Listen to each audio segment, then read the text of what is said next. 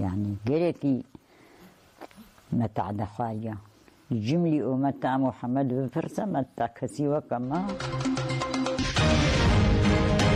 إيرا راديو دنجي كلام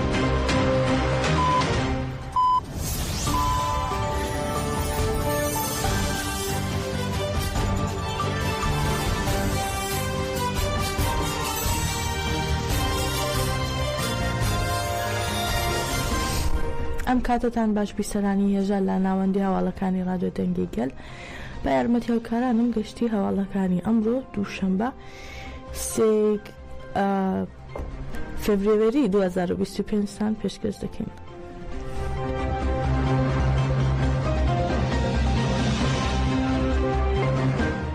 بەرەبەیانی ئەمڕۆ لە منبەجی ڕۆژهەڵاتی حەڵەب ئۆتۆمۆبیلێکی بۆمب ڕێژکرا و تەقیەوە و لە ئەنجامدا 7 کەس کوژران و 14 کەسی دیکەش بریندار بوون. بریندارەکان گواسترانوتەوە بۆ نەخۆشخانە حکومیەکانی شارەکە. ئۆتۆمۆبیلە بۆمب ڕێژکراوەکە کە لە نزیک ئۆتۆمۆبیلێک تەقیوەتەوە ژنان و کچانی کرێکاری تێدا بووە و پێدەچێت ژماری کوژراوان بەرز ببێتەوە چونکە برینی هەندێک لە بریندارەکان سەختە.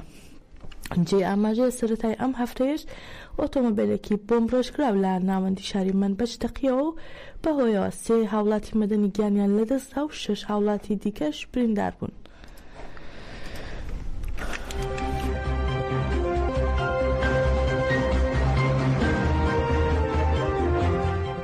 مەزلوم عەبدی فەرماندەی گشتی هێزەکانی سووریای دیموکراتیک لە دیمانەیەکدا لەگەڵ ئاژانسی ئەسۆسییتد پرێس ڕایگەیاند لەم دوایانەدا چاوی بە ئەحمەد شەرع سەرۆکۆماری سووریا بۆ قۆناغی ڕاگوزەر کەوتووە و لە ئێستادا هەردوو لە هەوڵی دۆزینەوەی چارەسەر بۆ داهاتووی سووریا دەدەن لەگەڵیدا داهاتووی کورد.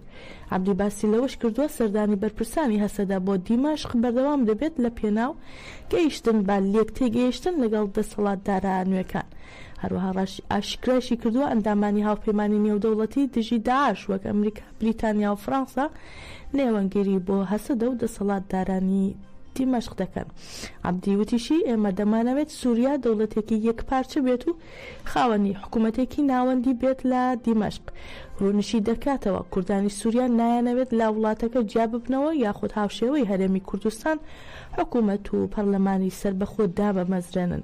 گەلی باکوور و ڕۆژهەڵاتی سووریا دەیەوێت کاروبارە ناوخۆیەکانی خۆی لە دەوڵەتێکی لا مەرکەزی بەڕێوە ببات و عەبدی دەشڵێت سووریا عێراق نییە و عێراقی سووریا نییە، هەروەها باکوور و ڕۆژهەڵاتی سووریا هەرێمی کوردستان نییە.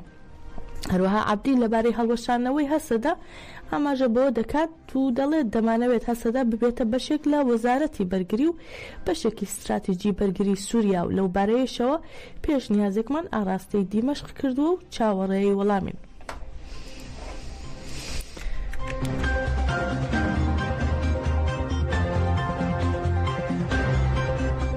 ئەمڕۆ 27مین ڕۆژە گەل لە بەنداوی تەرشین بۆ پشتیوانی لە هێزەکانی هەسەدە و دژی هێرشەکانی دەوڵەتی تورک و چەتەکانی بەردەوام لە ئیشکگیریدان و تا دێت بەرخۆدانیەکان بەرفراوانتر دەبێتەوە. ڕۆژی 8 مانگی ڕابردوو لا زۆرینەی ناوچەکانی هەرێمەکانی باکوور و ڕۆژهەڵاتی سووریاوە با مەبەستی پشتیوانیکردن لە هێزەکانی سووریای دیموکراتیک و دژی هێرشەکانی دەوڵەتی تورک و چەتەکانی گەل ڕویان لە بەنداوی تەرشین کرد و ئەمڕۆژ ئەو بەرخۆدانیان لە 27مین ڕۆژیدا بەردەوامە. لەگەڵ بەرخۆدانی گەلدا دەوڵەتی داگیرکەری تورک و چەتەکانی بردومانی بەردەوامی هاوڵاتیانی مەدەنی لەسەر بەنداوی تەرشین دەکەن و بەپێی ئامارەکانی دەستی تەندروستی ئیداری خۆبەڕێوەبەری باکوور و ڕۆژهەڵاتی سووریا لە 24 ڕۆژی ڕابردوو بەهۆی هێرشەکانەوە 24 هاوڵاتی مەدەنی شەهید بوون و 221 هاوڵاتی دیکەش بریندار بوون.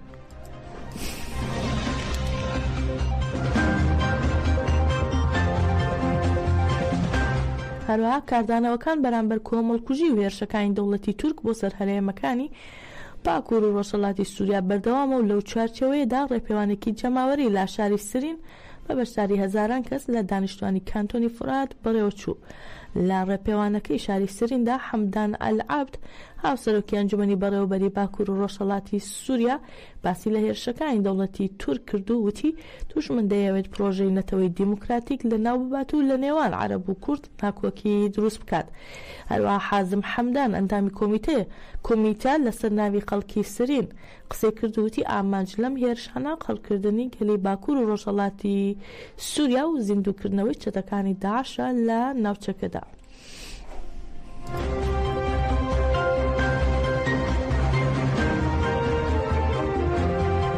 لە هەریەکە لە شارەکانی شتۆتگارت و نورنبێرگ و ساربرۆکێنی ئەڵمانیا بانگەواز بۆ بەشداربوون لە ڕێپێوانی 15 شوبات کراکە لە ستراسبورگ بۆ ئازادی جەستەیی ڕێبەری گەلی کورد عەبدوڵڵا ئۆجەلان بەڕێوە دەچێت. لە شتۆتگارت بە بەشداری سیاسەتمەداران دیلەک ئۆجەلان و حەسەن چەولیگ و ئەندامانی کەنەکە سلیم سەدق هەڵسەنگاندن بۆ پرۆسەی سیاسی کراو لەو چوارچێوەیشدا لە شاری نۆرنبێرگی ئەڵمانیا بۆ هەمان مەبەست گەل کۆبوونەوە و فەیسەڵ ساری یەلدز نوێنەری دەم پارتی ئەڵمانیا وتاری پێشکەش کرد و تیشکی خستە سەر بەرخۆدانی گەل تشی قڕکردن. هەروەها لە ساربرۆکێنی ئەڵمانیا هەڵسەنگاندنی دۆخی سیاسی ئێستا و 15 شوبات کراو بە بەشداری هاوسەرۆکی ئەنجومەنی گەلی ساربرۆکێن ئەندامانی ئەنجومەن و ڕۆژنامەوانە نووسەران و ئەنجومەنی گەلی شاری ساربرۆکێن دەربارەی دۆخی سیاسی و چالاکیەکانی 15 شوبات کۆبوونەوەیەکیان بەڕێوە برد و بانگەوازیان لە هەمووان کرد لا دژی پلانگەری نێونەتەوەی هەمووان بە ئەرکی خۆیان هەستن و لە 15 شوباتدا بەشداری چالاکی ستراسبورگ بکەن.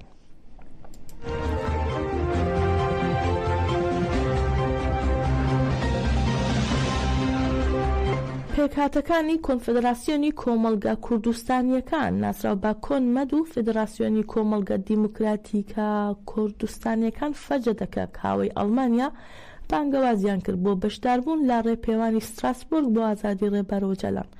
هاوسەرۆکی فەجە دەکە کاوە محەممەد چۆپان ڕایگەان لا ڕێپێوانەکەی کۆن لا چوارچەوەی هەڵمەتی ئازادی بۆ ڕێبەرۆ جەلان و چارەسەری سیاسی بۆ پرسی کورد دەرگای ئیمراڵی کرایەوە وتیشی ئەم ساڵ لا ڕێپێوانی ستراسبورگ ڕێبەرەکەمان ئازاد دەکەین وەک فەجە دەکە کاوە با پێکاتەکانی خۆمانەوە دەست بە هەڵمەتێک دەکەین و ڕۆژی 15 شوبات لە ستراسبورگ چاوەڕێی گەلەکەمان و دۆستەکانمان دەبین.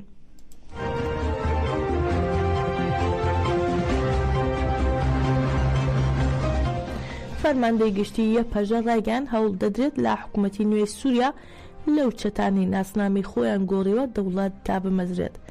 هەروەها ناڕزایەتیان بەرامبەر پۆستبەخشین بابکوژی هەڤرین خەلەف نیشان دا و ڕایگەان دەبێت سووریای نوێ بەدەستی ژنانی ئازادی خواست بنیات بنرێتەوە نەوەک بەدەستی بکوژان. فەرماندەی گشتی یەکینەکانی پاراستنی ژن یە پەژە دەربارەی بنیاتنانەوەی سووریای نوێ با دەستی ژنانی ئازادی خواست ڕاگەیاندراوێکی نووسراوی بڵاو کردەوە و تیایدا ڕایگەان حاتەم ئەبوو شەقرا بەرپرسی چەتەکانی ئەحرارە شەرقیە و بکوژی سەرۆکی پارتی سووریای ئایەندە هەڤرین خەلەف و ئەوانی دیکە پێویستە دەست بەجێ دادگایی بکرێن و سزای ڕەوای خۆیان وەربگرن.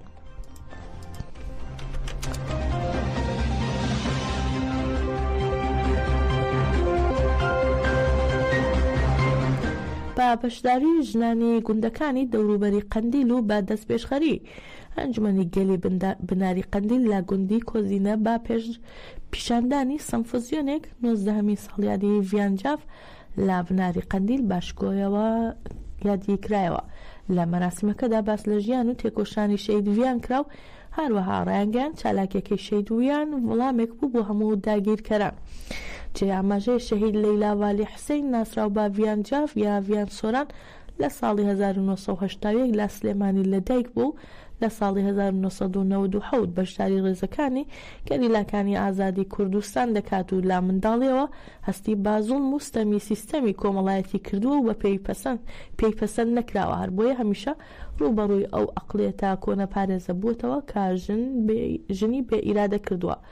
لە شەوی 1 لەسەر 2 شوباتی ساڵی 2006 لا دژی پلانگەری نێودەوڵەتی دژی ڕێبەرۆ جەلان لە ناوچەی هەفتانین لە چالاکیەکی گیانبازیدا ئاگری لە جەستەی خۆی بەردا و شەهید بوو.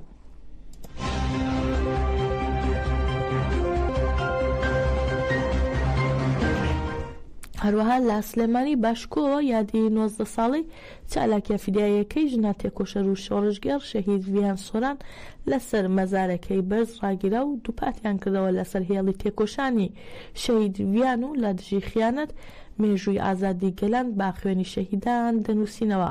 لە مەراسمەکەدا بەیاننامەیەک بڵاو کرایەوە و ڕایانگەان پلانگەڕی نێودەوڵەتی 15 شوبات شەرمەزار دەکەین کە لە کەسایەتی ڕێبەرەوە جەلان ویستیان ئیرادە و باوەڕی گەلی کورد بە تەسلیم بگرن و کوردی ئازاد لەناو ببن. هەروەها ڕاشیانگەیان لەسەر هێڵی تێکۆشانی شەهید ڤیان و لا دژی خیانەت ئێمە مێژووی ئازادی گەلان بە خوێنی شەهیدان دەنووسینەوە.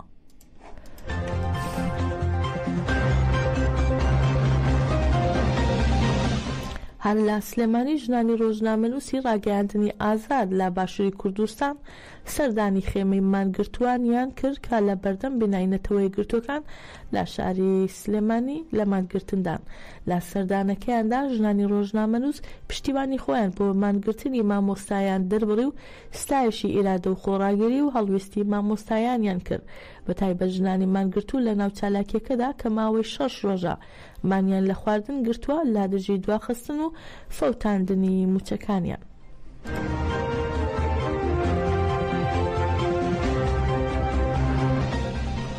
سەرچاوەیەکی هەرێمی ڕایگەاندووە ماوەی 15 ڕۆژە ئاسایشی پەدەکە 15 گەنجی لا شیلازێت دەستگیر کردووە، بەڵام تا ئێستا هیچ میدیایەک باسی لێ نەکردووە.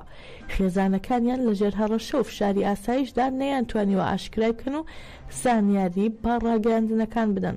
هەروە سەرچاوەیەکی ئاگادار ڕایگەاندووە ناوی یەکێک لە زیندانی کراوەکان محەممەد مەلا خازرە و ناسنامەی ئەوانی تر تا ئێستا دیار نییە و لا زیندانی حوشێکی پەدەکە زیندانی کراون.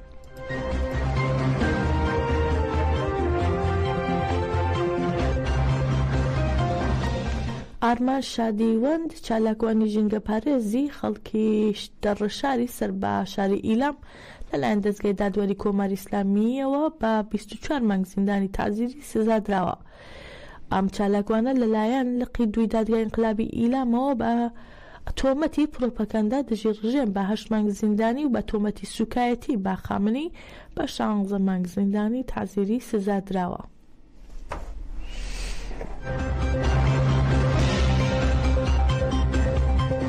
کەشتی هەواڵەکانی ئەم کاتژمێرەمان پێشکەشکردن. هەر شاد بن.